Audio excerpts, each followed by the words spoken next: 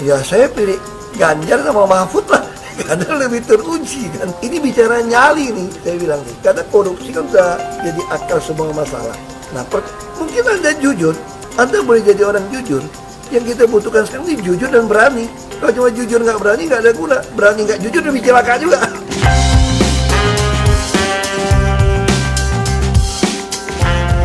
Nah, bayangkan di sini ya.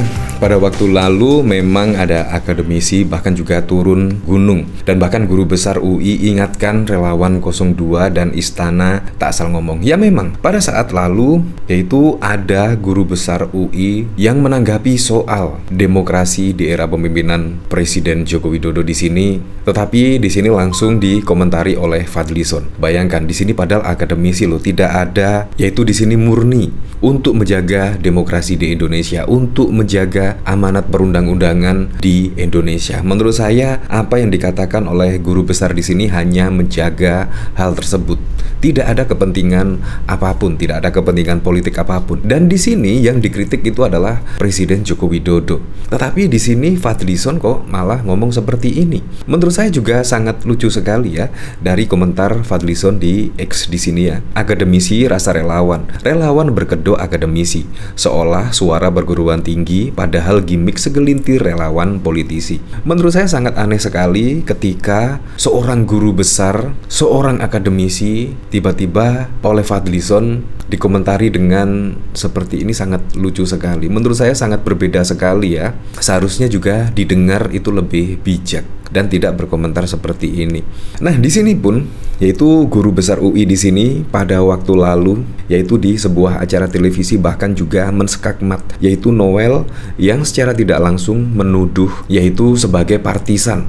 Ya, apalagi saat ini juga musim politik ya, jadi semuanya ya dibelintir-belintir seperti itu. Seperti ini videonya. Ini saya jujur, malah saya yang prihatin nih. Saya selalu menjaga demokrasi ini menjadi prihatin dengan sikap para akademisi-akademisi yang sebagian, maaf ya, sebagian kita sudah tahu kecenderungan partisannya ke siapa. Kami itu guru besar, Mas. Kami tidak punya kepentingan untuk mendapatkan posisi tertentu, mendukung paslon tertentu. We don't have that. I'm sorry. Kita itu adalah orang-orang yang sudah senior, yang sudah tua, yang sudah over the hill. Kita tidak ada kepentingan semacam itu. Kita hanya mau negara Indonesia ini bangsanya menjalani satu proses demokrasi yang adil, jujur, dan adil, itu saja. Jadi saya sangat tersinggung sekali kalau ada yang mengatakan dari istana, ini adalah suara partisan. Tunjukkan, buktikan bahwa kami adalah partisan. Coba buktikan. Apakah Anda bisa menyebutkannya? Jadi jangan ngomong sembarangan lah.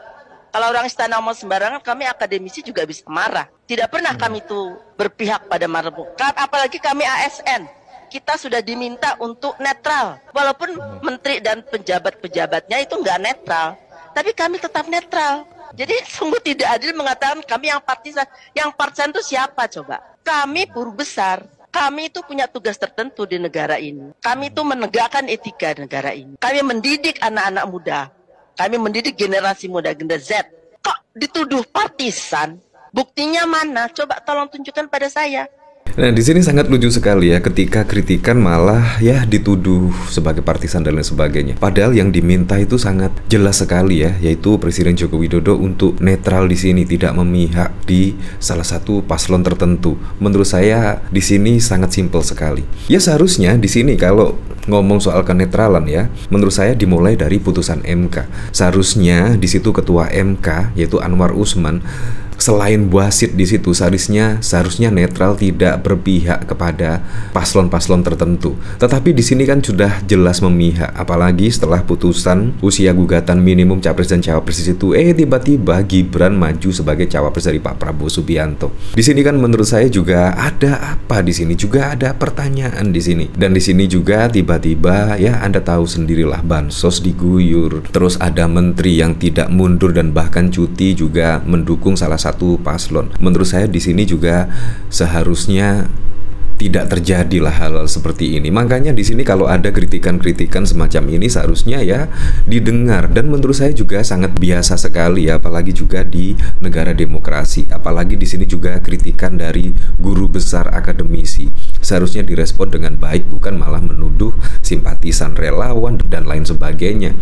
Menurut saya itu tidak seperti inilah seharusnya respon dari istana dan bahkan juga dari TKN Prabowo Gibran, karena yang dikritik ini adalah Presiden Joko Widodo yang dimana indikasi-indikasi atau diduga di sini tidak netral dan cenderung mendukung ke paslon capres yang lainnya. Menurut saya seperti itu. Nah, dari sini saya juga penasaran kira-kira komentarnya seperti apa ya di sini. Di sini dari Dr. Julianto, kalau Anda tidak menghormati para guru atau pendidik yang dengan tulus menegur pemerintah, terbuat dari apa gerangan hati Anda? Hey Son, yang disoroti akademisi itu Jokowi, kenapa kamu panas? Bukankah dulu kau juga berkomentar yang sama terhadap Jokowi? Oh, ada kaitan erat dengan junjungannya sekarang. Ya, di sini sungguh lucu sekali ya di sini. Jadi menurut saya seharusnya ketika kritikan di sini seharusnya ya ditanggapi dengan elegan lah, bukan malah ya menuduh sana sini yang akademisi rasa relawan lah, relawan berkedok akademisi dan lain sebagainya.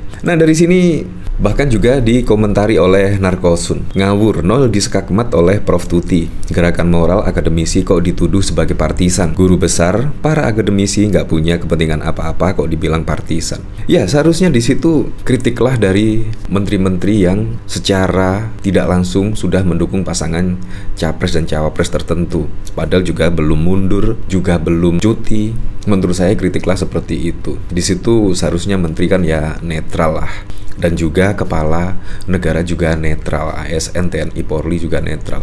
Yang dikritik dari guru besar itu seperti itu, tidak ada motif apapun kalau menurut saya. Kalau akademisi dan guru besar di sini sudah turun, dan bukan hanya guru besar UI, bahkan juga dari UGM juga sudah turun. Jadi seharusnya direspon dengan elegan dan bukan seperti itu ya. Malah terlihat panik di sini. Nah, pada waktu lalu juga kita ketahui bahkan Ahok yang menjadi rame juga mundur ya, mundur dari komisaris utama PT Pertamina, dan tidak hanya itu saja, dan bahkan Pak Mahfud MD juga sudah mundur dari jabatan Menteri Menko Polhukam, dan bahkan juga disusul dari 4 stafnya juga ikut mundur. Tetapi di sini kita tidak melihat ya, yaitu Pak Prabowo Subianto mundur. Padahal pada waktu lalu ketika debat capres pertama ya, di situ bahkan saya tidak takut kehilangan jabatan, tetapi sampai saat ini juga tidak mundur. Di sini kan sungguh lucu sekali. Menurut saya ya takut lah, menurut saya takut kehilangan jabatan kalau menurut saya, dan sampai saat ini juga tidak mundur. Dan menurut saya juga Pak Prabowo Subianto pada Pilpres 2024 tidak yakin menang. Kalau menurut saya seperti itu. Ya, beda sekali dengan Pak Mahfud MD mundur dari jabatan. Menurut saya Pak Mahfud MD yakin akan kemenangan pada Pilpres 2024. Ya, seperti itu. Ya, saya pilih Ganjar sama Mahfud lah, karena lebih teruji kan. Anda jadi wali kota baru 2 tahun 3 tahun kan belum teruji juga. Ini bicara nyali nih, saya bilang nih, karena korupsi kan udah jadi akar semua masalah. Nah, mungkin Anda jujur, Anda boleh jadi orang jujur. Yang kita butuhkan sekarang ini jujur dan berani. Kalau cuma jujur nggak berani nggak ada guna. Berani nggak jujur lebih celaka juga. Berani nyolong lebih celaka. Tapi kan jujur, saya yakin. Tapi Anda berani nggak? Kenapa beliau bisa pilih Ganjar? Kenapa bisa pilih saya maju ke DKI? Tapi Pak Mahfud, beliau selalu katakan ini urus negara loh, mau jadi presiden loh. Kalau Anda belum lengkap, belum pernah di legislatif, belum nasional ya, maksud DPR. Kan DPR kan boleh ngerti nih pemerintahan seperti apa. Anda belum pernah di eksekutif yang tingkat provinsi, Anda nggak ngerti jadi presiden nanti. Ini bukan soal belajar coba-coba loh. Ini negara dipertaruhkan untuk 2045.